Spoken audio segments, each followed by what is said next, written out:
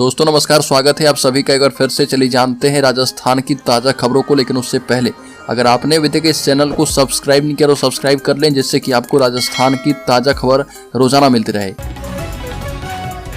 सबसे पहली खबर, राजस्थान के मुख्यमंत्री भजन लाल शर्मा की पत्नी गीता शर्मा मथुरा पहुंची और यहां पर गोवर्धन गिरिराज महाराज की दंडवती परिक्रमा लगाई।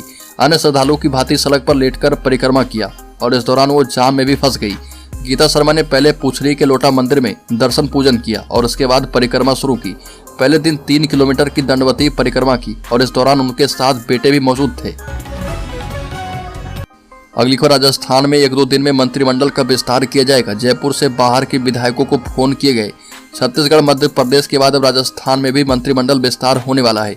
भजन लाल सरकार का 1-2 दिन में मंत्रिमंडल विस्तार होने की उम्मीद जताई जा रही है। भाजपा के सूत्रों की माने तो जयपुर से बाहर के विधायकों को फोन किए गए हैं और राजभवन में भी शपथ ग्रहण को लेकर तैयारियां हो रही है। माना जा रहा है कि मध्य प्रदेश की तरह राजस्थान के मंत्रिमंडल में भी नए लोगों को ज्यादा मौका दिया जाएगा। बड़ी खबर, 50,000 महात्मा गांधी सेवा प्रेरकों की भर्ती रद्द। कांग्रेस सरकार का एक और फैसला बदला। राजस्थान के मुख्यमंत्री भजन लाल शर्मा के नेतृत्व वाली बीजेपी सरकार ने पिछले कांग्रेस राज के फैसले को बदलने का सिलसिला शुरू कर दिया है। गहलोत सरकार का एक और बड़ा फैसला बदलते हुए सरकार ने 50,000 पदों पर होने वाली महात्मा गांधी सेवा प्रेरकों की भर्ती को रद्द कर दिया है। शांति और अहिंसा विभाग ने भर्ती प्रक्रिया को रद्द करने के आदेश जारी कर दिए हैं और इससे पहले राजीव गांधी युवा मित्र इंटर्नशिप योजना को बंद किया गया था। कांग्रेस राज में साल 2023-24 के बजट में तत्कालीन सीएम अशोक गहलोत ने 50,000 पदों पर महात्मा गांधी सेवा प्रेरकों की भर्ती करने की घोषणा की थी। बड़ी खबर, विधानसभा अध्यक्ष वासुदेव देवनानी ने कहा कि हम सालों से अकबर महान पढ़ाते रहे, ताजमहल को 7वां आश्चर्य बताते रहे। पहले मुगलों और अंग्रेजों ने हमारी शिक्षा पद्धति को नष्ट करने का प्रयास किया, लेकिन आजादी के बाद दुर्भाग्य रहा है कि ऐसी सरकारें आई जिन्होंने मुगल आक्रांताओं के लिखे गए इतिहास और उनकी स्थापत्य कला की प्रशंसा पढ़ाई गई है। और राष्ट्रीय स्वयंसेवक संघ के सर कार्यवाह दत्तात्रेय होसमाले ने कहा कि हम एक महान परंपरा के वारिस हैं। आजादी से पहले की स्थिति को समझा जा सकता है, लेकिन आजादी के बाद भी शिक्षा में भारतीयता को लेकर जो किया जाना चाहिए था वो नहीं किया गया। अगली खबर, कांग्रेस ने शुरू की लोकसभा चुनाव की तैयारी। विधानसभा चुनाव में हार वाली 3 लोकसभा सीटों पर एआईसीसी की नजर। कांग्रेस ने लोकसभा चुनाव की तैयारियां शुरू कर दी है। पार्टी ने प्रदेश की 25 लोकसभा सीटों में 22 पर पर्यवेक्षक तय कर दिए हैं। ये पर्यवेक्षक राजस्थान के वरिष्ठ कांग्रेसी नेता हैं। जिस लोकसभा सीट के वो पर्यवेक्षक होंगे वो स्वयं उस गृह क्षेत्र से नहीं होंगे और शेष 3 सीटों पर एआईसीसी खुद नजर रखेगी और यहाँ के लिए अपनी ओर से टीम बनाकर भेजेगी। और असल में पार्टी राष्ट्रीय स्तर पर स्थापना दिवस समारोह नागपुर में 28 दिसंबर को आयोजित कर रही है। पार्टी के बड़ी संख्या में वरिष्ठ कांग्रेसी नागपुर जा रहे हैं और इनके राजस्थान लौटने के बाद ही रणनीति की घोषणा की जाएगी और पर्यवेक्षकों को फील्ड में भेजा जाएगा। असल में चित्तौड़गढ़, भीलवाड़ा और राजसमंद से जुड़ी लोकसभा की कुल 24 सीटों में से कांग्रेस को विधानसभा सीटों में से 22 सीटों पर हार हुई है। अगली खबर, प्रदेश में विधानसभा चुनाव के बाद नई सरकार बन गई और भजन लाल शर्मा ने 15 दिसंबर को मुख्यमंत्री पद की शपथ ले ली और इसे 12 दिन बीत चुके हैं, लेकिन कम्युनिटी हेल्थ ऑफिसर भर्ती को लेकर अभी तक कोई निर्णय नहीं किया गया है। सरकार ना तो इस भर्ती का रिजल्ट जारी कर रही है और ना ही इस भर्ती के पेपर को लीक मानते हुए इसको रद्द कर रही है। चयन बोर्ड के अधिकारी इस मामले पर सरकार के निर्देशों का इंतजार कर रहे और सरकार और चयन बोर्ड के बीच झूल रही इस भर्ती की परीक्षा देने वाले 81,000 अभ्यर्थी अपने भविष्य को लेकर असमंजस में है। बड़ी खबर, भाजपा सरकार आते ही राजीव गांधी युवा मित्र योजना एवं महात्मा गांधी सेवा प्रेरक भर्ती रद्द करने का मामला। भाजपा सरकार ने सत्ता संभालते ही राजीव गांधी युवा मित्र इंटर्नशिप योजना एवं महात्मा गांधी सेवा प्रेरक भर्ती को रद्द कर दिया है।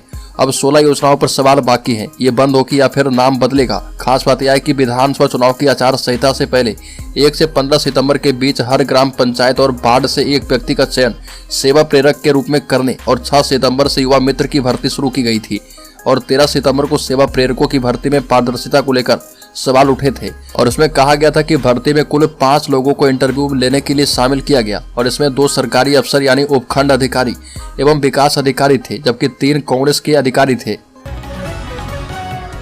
अगली खबर, बीकानेर में एक ब्यूटी पार्लर संचालिका की गला काटकर हत्या। बीकानेर में एक ब्यूटी पार्लर संचालिका की गला काटकर हत्या करने का मामला सामने आया है। महिला का शव घर से 10 किलोमीटर दूर मिला है। पुलिस ने आरोपी युवक को अरेस्ट किया है। मामला शहर के बिछवल थाना क्षेत्र के श्रीगंगानगर मार्ग का है। महिला लक्ष्मी पुरोहित पत्नी राजेश पुरोहित का शव थाना क्षेत्र के आरसीपी कॉलोनी के मेन गेट के पास मिला है। बीकानेर के एसपी तेजस्विनी गौतम ने बताया कि आरोपी समीर ने पूछताछ में कई अहम खुलासे किए हैं और वही मुख्य आरोपी है। बड़ी खबर कम नहीं हो रही गहलोत पायलट गुट के बीच तकरार, नए संकट में फंसी है कांग्रेस। राजस्थान में पिछले एक दशक से अशोक गहलोत और सचिन पायलट के बीच टकराव में फंसी कांग्रेस का संकट अभी कम नहीं हुआ है। विधानसभा चुनाव में मिली हार के बाद गहलोत पायलट को तो राजस्थान से बाहर भेज दिया गया।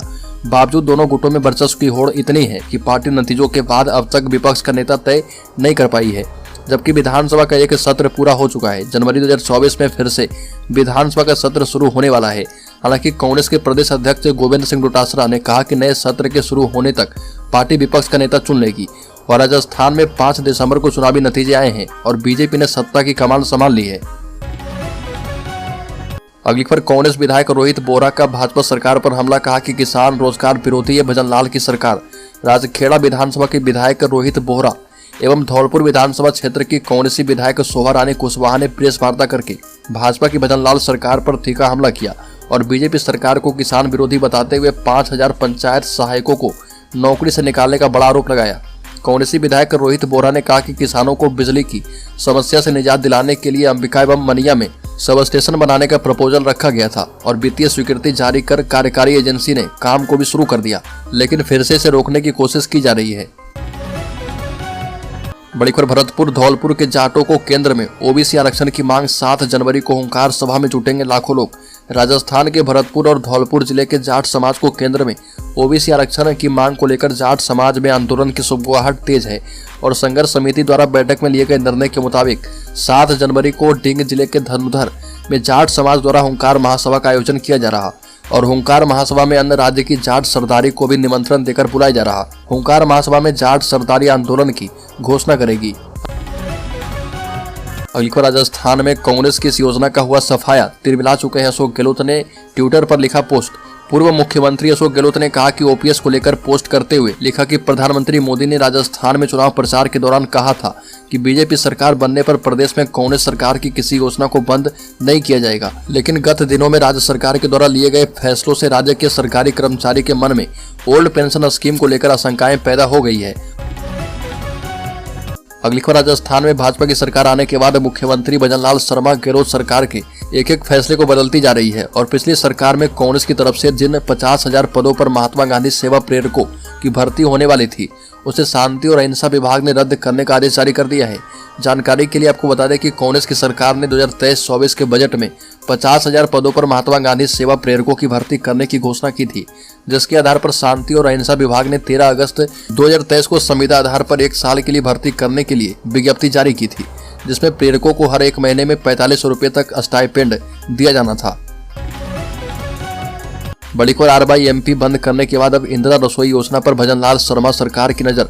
राजस्थान विधानसभा चुनाव 2023 में 115 सीटें जीतकर सत्ता में आई भाजपा से सीएम बने भजनलाल शर्मा ने एक दिन पहले ही कहा था कि पूर्ववर्ती सरकार की जनहित की योजना बंद नहीं की जाएगी और सुबह यह बात कही और शाम को ही राजीव गांधी युवा मित्र का इंटर्नशिप कार्यक्रम राजस्थान को बंद करने के आदेश जारी कर दिए। और अब खबर है कि राजस्थान की भजनलाल सरकार की नजर जो है इंदिरा रसोई योजना पर है। सरकार इसका नाम बदल सकती है। वैसे तो पूर्ववर्ती भाजपा सरकार के समय योजना का नाम अन्नपूर्णा रसोई था, जिसे अशोक गहलोत सरकार ने बदलकर इंदिरा रसोई योजना कर दिया था। अगली खबर, नए साल पर नहीं जाना चाहते हैं जेल तो जान लीजिए पुलिस गाइडलाइन। बता रहे कि नए साल के जश्न की शुरुआत हो गई है और युवाओं पर नए वर्ष का खुमार छाने लगा है। नए साल 2024 के स्वागत के लिए जगह जगह पार्टियों का आयोजन किया जा रहा और अजमेर शहर में भी कई स्थानों पर डीजे पार्टियों का आयोजन किया जाएगा। अजमेर रेंज की आईजी लता मनोज कुमार ने राजस्थान की जनता को जानकारी देते हुए कहा कि देर रात डीजे और साउंड बॉक्स बजाने की मनाही है। अगर कोई व्यक्ति नियमों का उल्लंघन करता है तो उस पर कार्रवाई की जाएगी। साथ ही अगर कोई व्यक्ति नशे की हालत में ड्राइव करते पकड़ाया तो उस पर कार्रवाई के साथ जुर्माना लग सकता है। अगली खबर, भक्तों के लिए रामलला के दर्शन करना होगा आसान। राजस्थान से चलेगी 15 अयोध्या स्पेशल ट्रेन। अयोध्या में होने वाले राम मंदिर प्राण प्रतिष्ठा समारोह में शामिल होने के लिए राजस्थान से बड़ी संख्या में श्रद्धालु जाने की तैयारी कर रहे हैं। यह देखते हुए उत्तर पश्चिम रेलवे ने जयपुर, अजमेर, बीकानेर, उदयपुर, कोटा और जोधपुर से अयोध्या के लिए स्पेशल ट्रेनें संचालित करने का निर्णय किया है और इससे रामलला के दर्शन करने वाले भक्तों को बड़ी राहत मिलेगी। बता दें कि राम मंदिर का भव्य उद्घाटन 22 जनवरी को होगा और समारोह में शामिल होने वाले लोगों को आवाजाही में परेशानी नहीं हो, इसके लिए स्पेशल ट्रेनों का संचालन 15 जनवरी से शुरू होगा।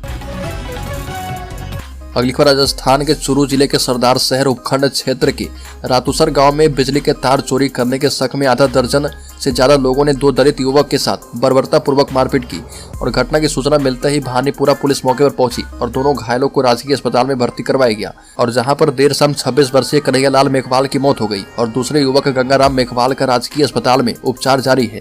इस मामले में प्रशासन के द्वारा की गई जनसंघर्ष समिति के सदस्य से वार्ता जो है विफल रही है।